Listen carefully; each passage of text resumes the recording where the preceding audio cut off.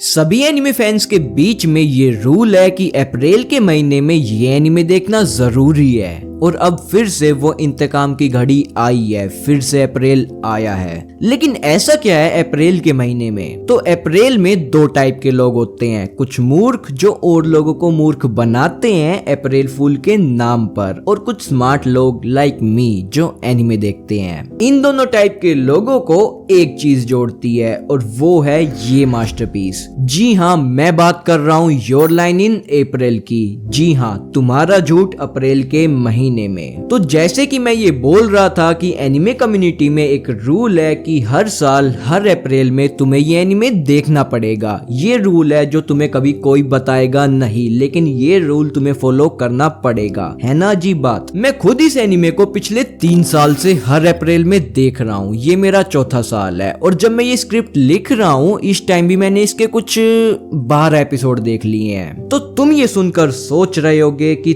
तुम भी ये कर लोगे, लेकिन ये इतना आसान नहीं होने वाला। कुछ लोगों ने जिन्होंने ये एनिमे एक बार देखा है उन्होंने इसे दोबारा देखने की हिम्मत नहीं करी। पर ऐसा क्यों? तो वो तुम टाइटल या थंबनेल देखकर समझ गए होंगे कि ये एक इमोशनल एनिमे है। इमोशनल नहीं, ये हद से ज्यादा इमोशनल है। एक आदमी जो इसे अप्रैल में देख लेता है वो अगले 10 महीने तक इसके दुख से उभर नहीं पाता, और जब तक वो इस दुख से बाहर आता है उसे पता चलता है 2 महीने बाद अप्रैल है, और ये सोचकर कि उसे ये एनिमे दोबारा देखना पड़ेगा वो डिप्रेशन में चला जाता है। और वो आदमी फिर फर्स्ट रूल ब्रेक कर देता है। First rule of your line in April is you rewatch it every April. Second rule of your line in April is you rewatch it every अप्रैल।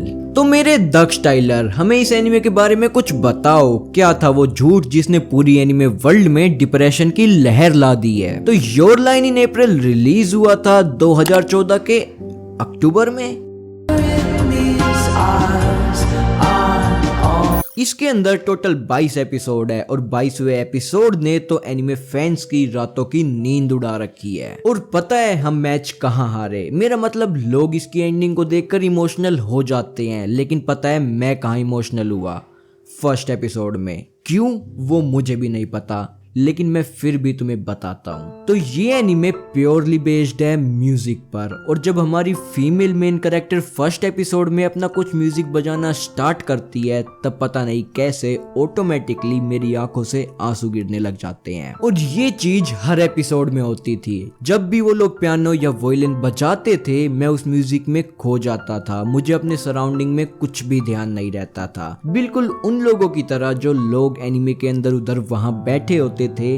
वो लोग भी उस म्यूजिक में खो जाते थे, बिल्कुल उनकी तरह मैं भी उस म्यूजिक में खो गया था। और जैसे ही वो म्यूजिक बजाना बंद करते थे मैं अचानक से एनिमे की दुनिया से रियलिटी में आ जाता था, and there used to be tears in my eyes. सच में ये चीज मैंने पहले कभी एक्सपीरियंस नहीं करी थी। और ऐसा नहीं है कि ये एनिमे देखने के लिए तुम्हें एक म्यूजिक एक्सपर्ट होना पड़ेगा, नहीं, तुम बस इस एनिमे को देखना स्टार्ट करो, तुम्हें खुद इस एनिमे से प्यार हो जाएगा। हर अप्रैल में मैं ये सोच के ये एनिमे स्टार्ट करता हूँ कि मैं इमोशनल नहीं होऊंगा, लेकिन पूरी स्टोरी पता होने के बाद भी मुझे रोना आ जाता है और फिर इसके ट्रॉमा से बाहर निकलना बहुत मुश्किल होता है। तो अगर तुमने ये वीडियो यहाँ तक देखी है तो तुम सोच रहे होंगे कि इस एनिमे के अंदर ऐसा क्या है जो मैं इमोशनल हो रहा हूँ और सब जगह बस इसी एनिमे की बातें हो रही है। तो ये स्टोरी है हमारे मेन कैरेक्टर की जिसका नाम आरिमा कोसे है, जो 14 साल का है। और जब वो बच्चा था तभी से उसकी मम्मी उसे पियानो बजाना सिखा रही थी।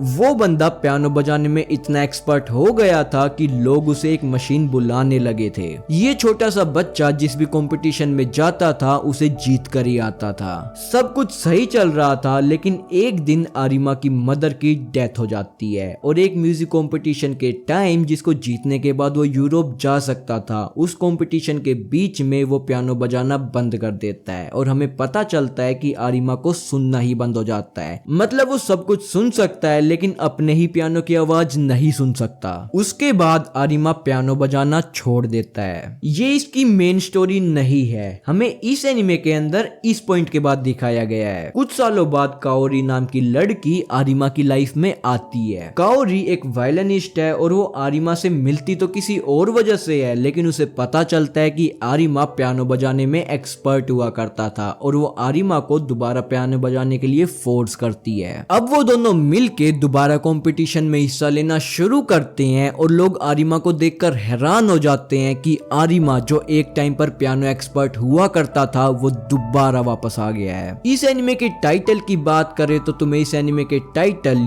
योर लाइन इन अप्रैल का मतलब समझ नहीं आएगा जब तक तुम इसके बिल्कुल एंड पे नहीं पहुंच जाते, और वो चीज तुम्हारा दिमाग खराब करने वाली है। ये एनिमे रोम कॉम जॉनरा में भी आता है और ये एक मैच्योर रोमांस एनिमे है। आजकल के एनिमे की तरह नहीं जो रोमांस के नाम पर कुछ भी दिखा रहे हैं। तुम इसे देखोगे तो तुम्हें पता चलेगा ये एनिमे कितनी खूबसूरती से लिखा गया है। मैं ऐसे ही किसी एनिमे की इतनी तारीफ नहीं करता। अगर मैं इस एनिमे की तारीफ कर रहा हूँ तो पक्का इसमें कुछ बात होगी। तुम लोग बस मेरे ऊपर भरोसा रख कर इस एनिमे को देखो। इस एनिमे को तुम लोग समझने नहीं वाले बल्कि तुम इसे फील करोगे। वो जो भी म्यूजिकल पीस बजाते हैं इसके अंदर वो तुम्हें पीस और सेटिस्फेक्शन देने वाले हैं। खासकर लास्ट के 2 एपिसोड, उसमें तो जब आरिमा पियानो बजाना स्टार्ट करता है मुझे लिटरली पिछले 3 साल से हर बार गूज बम्स आ रहे हैं, और अब भी जब मैं वो एपिसोड देखूंगा तब भी आएंगे शायद। मैं तो इस वीडियो को बनाते टाइम भी इमोशनल हो रहा हूँ, पता नहीं ये एनिमे पूरी कैसे देखूंगा। मैं भी हिम्मत करता हूँ और तुम भी हिम्मत करो और इस एनिमे को देखो, और साथ में अपने दोस्तों को ये वीडियो शेयर करना ताकि वो लोग भी ये एनिमे देख सके। और हाँ, अगर तुमने एक बार ये एनिमे देखना शुरू करा तो हर बार देखना पड़ेगा, तो सोच समझ कर रिस्क लेना। बहुत लोग आज तक इसको दोबारा देखने की हिम्मत नहीं कर पाए। और हाँ, इसकी ओपनिंग को स्किप मत करना, वो एक इमोशन है, उसे जरूर सुनना। अगर तुमने ये वीडियो यहाँ तक देखी है तो कमेंट्स में लिख दो कि योर लाइन इन अप्रैल ने तुम्हें रुलाया है या नहीं। मैं तो चला इस एनिमे को देखने और डिप्रेशन के साथ 2-2 हाथ करने। मैं मिलता हूं तुमसे अपनी अगली वीडियो में, तब तक के लिए लाइक, कमेंट, शेयर, सब्सक्राइब।